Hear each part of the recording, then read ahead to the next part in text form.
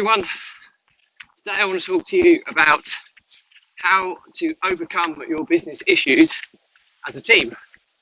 Now, it's a Wednesday morning, and as always, Wednesdays is when I discuss business systems and ways to outsource more effectively. So I cover things like software, apps, different kind of processes and things that have worked really well in my business and my background in systems and outsourcing. So before I get into how to solve your business issues as a team, which is something that I've used to great effect and something that I've kind of swayed away from doing more recently, but I'll give you the pros and cons of it and my take on how effective it can be in just a second. But firstly, as a couple of days ago, for those of you who watch on a daily basis, you'll notice I pulled my calf muscle or had a minor tear in my calf muscle from overexerting myself with barefoot running. Yesterday I did an episode on the mindset when you're injured. So what you can do to remain positive and not get depressed and all that side of things, which is really, really important if you run. And I talked about my focus on running through this injury, which is, I gave you the pros and cons and the disclaimer that I'm no physiotherapist or injury recovery specialist, but I know my body and I know what I think will work for me. So, and as part of that, I said that I would give you a very quick minute update each day on how my injury is. Well, I can still feel it pretty, well, I wouldn't say severely, but significantly. It's not a painful bruise anymore, but from running yesterday, I mean, today I'm running at 7-minute K, which is, yesterday I was running at kind of 8 to 8.5 minute K. So it's a significant increase in pace, which is really, really positive. So it says to me that, I mean, I have stretched and foam rolled a lot. So it says to me I'm seeing big progress here. If I can maintain this for the full 5K today, I'll be very, very happy. So, you know, I'm a couple of K in and the pace is pretty solid. So, well, not solid, it's slow for what I'd normally run, but in terms of where I was yesterday compared to where I am today, and just testing this running through the injury, i.e. trying to use these recovery runs at a much slower pace to keep the oxygen and blood flow to the muscle to try and increase the recovery period. My forecast was that I'd be two weeks out on this alone. That's if I was not able to nurture my way through it. Early signs today suggest that I might be able to recover a bit quicker, maybe a week. But we'll see. And the other thing I didn't cover yesterday on injuries is the psychological impact it has, not only from a mindset in terms of how upbeat or depressed you are with running, but from confidence level. When you've had a recurring injury, you struggle to let go. You tighten up a little bit when you run, so you don't run as freely, and that can result in tightening of your muscles, and which can result in more injury. So, kind of overcoming that confidence factor, I'll do a separate video on to hopefully help people with that. So that's just my very quick update on my injury update. I keep posting. I'm running at 7-minute K, so pretty good. But now on to today's topic. So the how to solve your business issues as a team. Okay. Now this is really, really important because quite often, as a business owner or an entrepreneur, you are the bottleneck, and all of these issues in your business will come to you, and you'll spend all your time solving them, trying to solve them. And in some regards, that's okay, because I talked about problems and why you should love them, and the more problems you solve, and the more efficient and quicker you become at solving problems, the more successful you'll be. And I strongly believe in that. But also, every business has probably got hundreds of issues. Some of them are microscopic, some of them are pretty significant. But every business is going to have hundreds of these things, and they'll continue to rear their ugly heads. And that's far too much for one person to have to deal with. So this is where you need to involve your team. Now, what's the problem with involving teams in issues and things without a structured process? Is that it becomes very time consuming, very messy. Tracking of what issues being solved by who's dealing with what, becomes quite messy. So the need to have a process for how you can handle this is the key. And I've done this to the absolute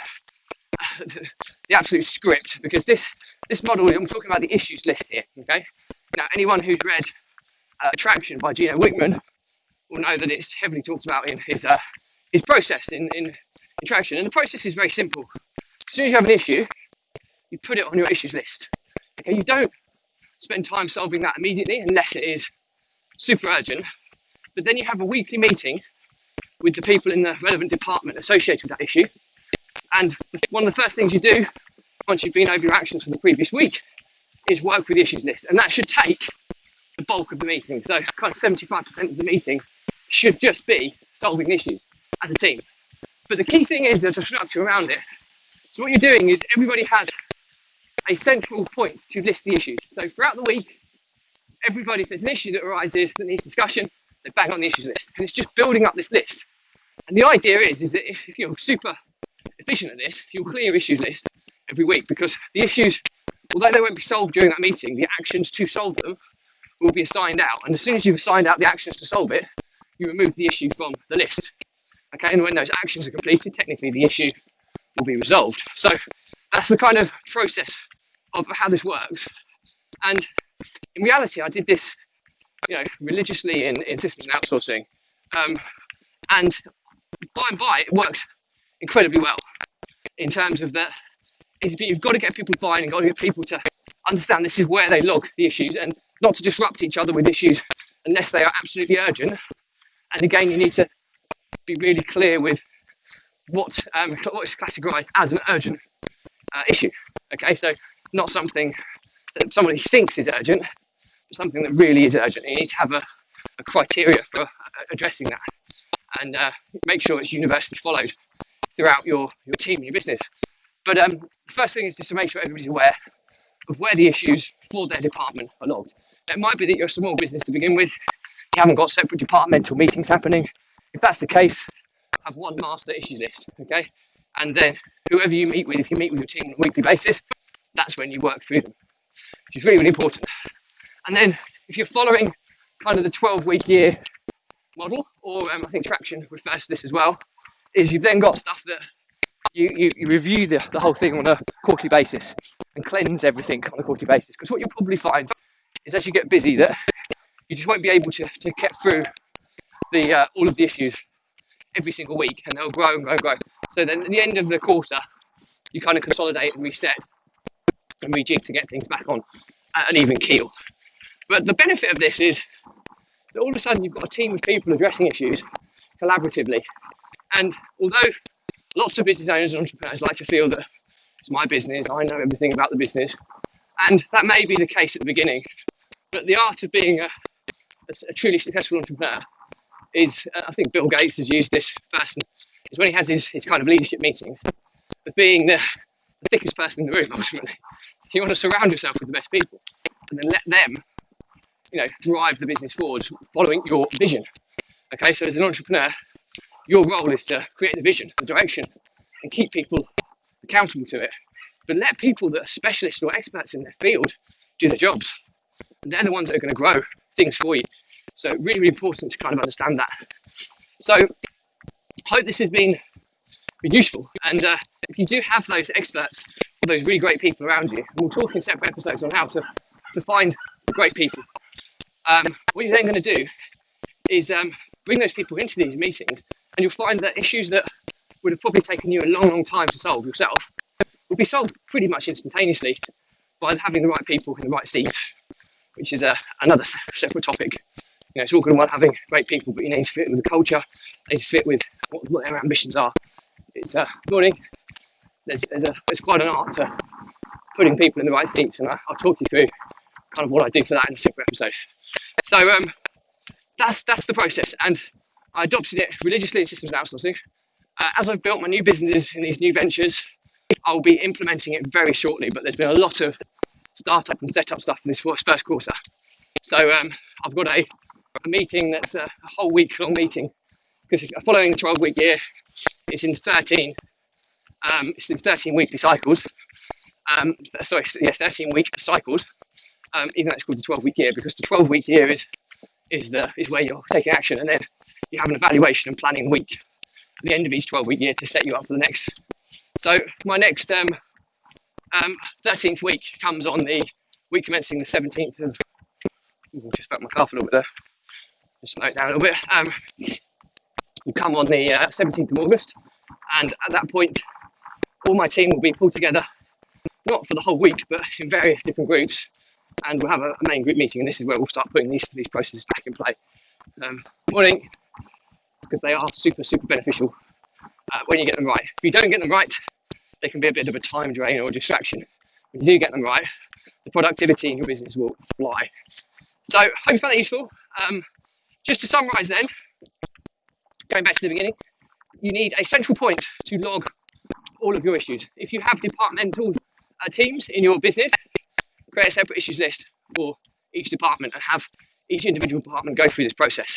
Okay, and when you get really advanced with this, just something I forgot to talk about, is you don't even have to be in those meetings anymore. It might be that you're in all these meetings, but your role is to eventually remove yourself from these meetings and let other people log the issues, solve them, set the actions for each other, hold each other accountable, and without your involvement. Now that's when you kind of hit the holy grail, and you've achieved a team that can run things without your involvement. And that's where you start getting the early signs that, you know what, this business is starting to get to a stage where it runs independently without me. Now, obviously, there's a lot of systems and stuff, and standard operating procedures that need to be in place to do that, but that's kind of ultimately where you're aiming to go.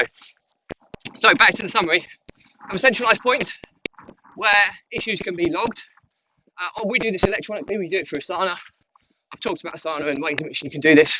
I will share templates for how you can have a meeting template for addressing your issues in the free resources that I'll have up and running very shortly. I promise I will soon. It's just loads and loads of stuff needs to go on it, and just getting it all live is just taking a little bit longer than I first anticipated.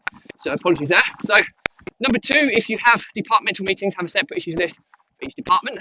Okay, that's number 2. Number 3, make sure that the whole company ethos is to log issues in your issues lists, or your various issue lists, and to have a weekly meeting to discuss them and solve them.